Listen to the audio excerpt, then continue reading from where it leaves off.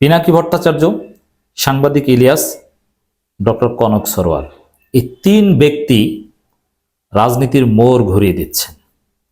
সেনাপ্রধানের খায়েশ ভারতের বড় প্রজেক্ট, এবং ভারতের কাছে ছাত্র জনতারও অনেকে হয়তো বিক্রি হয়ে গিয়েছিল সেনাবাহিনীর কাছে, সব কিছু তস নস করে দিচ্ছেন এই তিন ব্যক্তি। এই তিন ব্যক্তি দেশপ্রেমিক। এই তিন ব্যক্তি আমাদের বিপ্লবকে রক্ষা করার নেতৃত্ব দিবেন।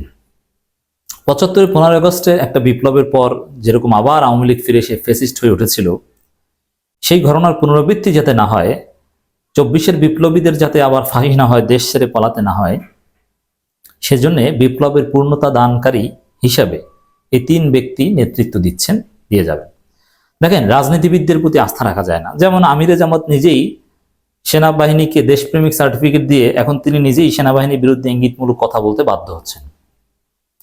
অথবা সেনাবাহিনীকে যেভাবে অ্যাবসলিউটলি দেশপ্রেমিক সার্টিফিকেট দিয়েছেন, এটা জামাত শিবিরের লোকজনই পছন্দ করতে পারেনি। এর মানে আসলে পুরোপুরি আস্থা বা কারো উপর রাখা যায় না। রাজনীতিবিদদের অনেক লিমিটেশনস থাকে, অনেক স্বার্থ থাকে, অনেক রিয়ালিটিস থাকে। যেমন হাসনাত শারজিসরা অনেক সময় তাদের অবস্থান অনেক কিছু পরিবর্তন বা দলের বাস্তবতা, দলের তাদের যে ফোরামের মিটিংয়ের অনেক কিছু তাদেরকে মানতে হয়, চাইলেও অনেক স্ট্যান্স নিতে পারেন না। টাকা পয়সার বাস্তবতা তো আছেই। কিন্তু এই লিমিটেশনসগুলোর ঊর্ধ্বে পিনাকি ভট্টাচার্য, সাংবাদিক ইলিয়াস এবং ডক্টর কনক সরোয়ার। এই যে দেখেন, সেনাপ্রধানের বিরুদ্ধে যে এখন তীব্র জনমত, সেনাপ্রধান যে এখন ওয়াকারুজ্জামান সাহেব যে এখন তীব্র জনরোষের মধ্যে পড়েছেন, একটা কঠিন পরিস্থিতিতে পড়েছেন। সরকারও সেনাপ্রধানের বিরুদ্ধে সোচ্চার হয়েছে। আসিফ মাহমুদ স্পষ্টভাবে জানিয়ে দিয়েছেন যে সেনাপ্রধান এগুলো কি শুরু করেছেন। আসিফ মাহমুদের সাথে ডক্টর আসিফ নজরুলের একটা ফোন আলাপ ফাঁস হয়েছে। আমি জানি এটা সত্য কিনা। সত্য না হলেও ঘটনা এরকমই যে তিনি ব্যারাকে থাকবেন, তিনি পলিটিক্স নিয়ে এত কথা বলেন কেন? আওয়ামী লীগকে নিয়ে ইনক্লুসিভ রাজনীতি নির্বাচন করতে হবে নাকি, নির্বাচন কয় মাস পর হতে হবে, 18 মাস নাকি, এটা নিয়ে তিনি এত কথা বলবেন কেন? প্রচন্ড ক্ষুব্ধ প্রতিক্রিয়া আসিফ মাহমুদ দেখিয়েছে। এটা বন্ধ করতে হবে, এগুলোকে সাইজ করতে হবে, রাখা যাবে না তাকে, এরকম একটা অবস্থা। তো এই যে হাসনাত আবদুল্লাহ একটা ফেসবুক পোস্ট দিয়ে রাজনীতিতে তোল পাড় সৃষ্টি করে দিয়েছেন যে 11 মার্চ সেনা ক্যান্টনমেন্টে যে বৈঠক, তাদেরকে ডেকে নিয়ে আওয়ামী লীগকে পুনর্বাসন করার যে অফার তাদেরকে দেওয়া হয়েছে বিভিন্ন কিছুর বিনিময়ে, তোমরা চুপ থাকো, অমুক তমুক, এই সব কিছু ঘটানো সম্ভব হয়েছে পিনাকি ভট্টাচার্য, ডক্টর কনক সরোয়ার, সাংবাদিক ইলিয়াসদের কারণে। এরা ভিতরে অনেক তথ্য জানেন, এগুলো ফাঁস করে দেন, এবং এরা কোনো কথা বললে জনমত সেদিকে যায়, যার ফলে এখন রাজনীতিবিদরাও সাহস করছেন এদের বিরুদ্ধে কথা বলার। তো দর্শক, এই যে আওয়ামী লীগ পুনর্বাসনের যে উদ্যোগ সেনাপ্রধান নিজে নিয়েছিলেন ভারতের প্রেসক্রিপশনে, এবং জনগণ এখন যেরকম আওয়ামী লীগ নিষিদ্ধের দাবিতে আবার সোচ্চার হচ্ছে, গণ অধিকার পরিষদ অলরেডি কর্মসূচি ঘোষণা করেছে, এবং আরো বিভিন্ন দল, ঢাকা বিশ্ববিদ্যালয়ে মিছিল হয়েছে, সামনে দেখবেন যে সবাই, এবং আমিরে জামাতও বলেছেন যে আওয়ামী লীগের চ্যাপ্টার ক্লোজড।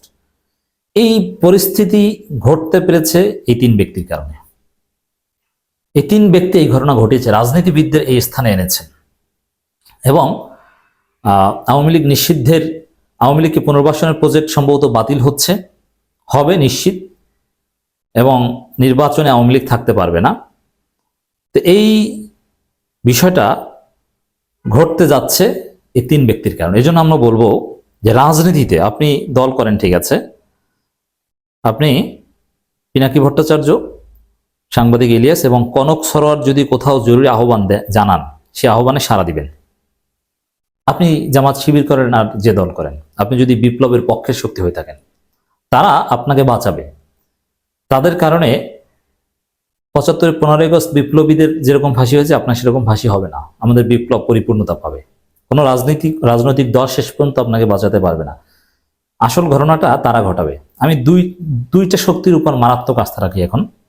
পিনাকি ভট্টাচার্য, কনক সরোয়ার এবং ইলিয়াস, এরা একটা গ্রুপ, এরা এবং বাংলাদেশ ইসলামী ছাত্র শিবির, এই দুই গ্রুপ দেশকে রক্ষা করবে। অতএব এদের আহ্বানে সাড়া দিবেন। জামাতের কথা কিন্তু আমি বলছি না, শিবির এবং এই গ্রুপটা।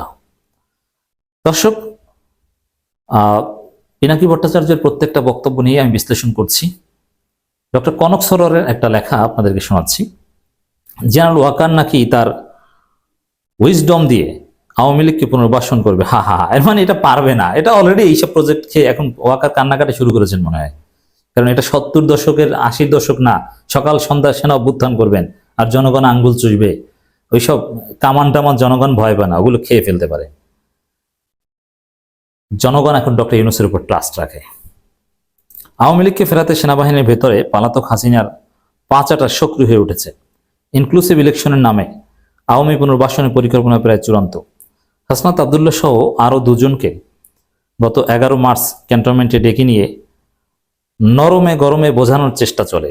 হাসনাতের ফেসবুক স্ট্যাটাস কমেন্টসে জেনারেল ওয়াকারের মুখের নেকাব সরে গেছে। তিনি হাসনাতদের বলেছেন, you people know nothing, you lack wisdom and experience, we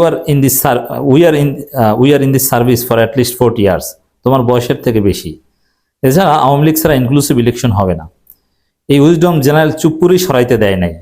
Shirin Sharmin গোপনে পাসপোর্ট করার বিষয়টি ধরা পড়ার পরও তাকে বউয়ের আদরে, মানে জামাই আদরের বিপরীতে সেনা অফিসার্স মেসে থাকতে দেওয়া হয়েছে।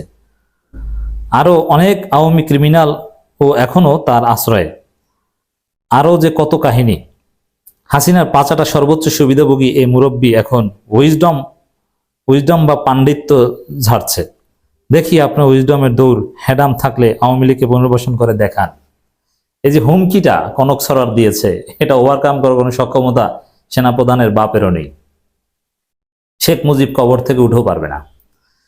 তো দর্শক, এই আওয়ামী লীগের কারা কারা সেনাবাহিনীর আশ্রয় ছিল, তাদেরকে কেন সেফ এক্সিট দিয়েছে, এটাও কিন্তু কনক সরোয়ার ফাঁস করেছেন, দীর্ঘ তালিকা দিয়েছেন যে আওয়ামী লীগের নেতারা কারা কারা ছিল। তাদের একটা বড় অংশ গ্রেপ্তার হয়নি, যারা সেনাবাহিনীর আশ্রয় ছিল তাদের কোনো হদিস নেই, মানে তাদেরকে গোপনে পালাতে দিয়েছে। তো এইভাবে দেশবিরোধী যে কোনো তৎপরতা, আওয়ামী পুনর্বাসন, আওয়ামী লীগকে প্রোটেক্ট করার বিভিন্ন তৎপরতা, যেভাবে অনেক দূর দেশের থেকে ইলিয়াস, পিনাকি, কনক সরোয়ার ফাঁস করতে পারছেন, বিশেষ করে সেনাবাহিনীর ভিতরে অনেক তথ্য কনক সরোয়ার সাহেব সবচেয়ে ভালো জানেন। ইভেন পিনাকি ভট্টাচার্যের চাইতেও ভালো জানেন। তো এই বিষয়গুলো রাজনীতির মোড় ঘুরিয়ে দিচ্ছে। এমন এমন তথ্য পিনাকি, ইলিয়াস কিংবা কনক সরোয়ার জানেন, যেটা এনসিপি জানে না, জামাত ইসলামীও জানে না, শিবিরও জানে না। তাদের কাছ থেকেই সবাই জানে। অতএব তারা সময় মতো জনগণকে ডাক দিবে। যেভাবে পিনাকি ভট্টাচার্য ডাক দিয়ে ধানমন্ডি 32 জয় বাংলা করে দিয়েছে, এরকম যদি আবারও আমাদের কোনো বিপ্লবের জন্য রাজপথে নামতে হয়, পিনাকি ভট্টাচার্যরা ডাক দিবে। ওয়েট করুন, ইনশাল্লাহ এদেশ সঠিক পথে থাকবে। বাংলাদেশে ইসলামী ছাত্র শিবির আছে।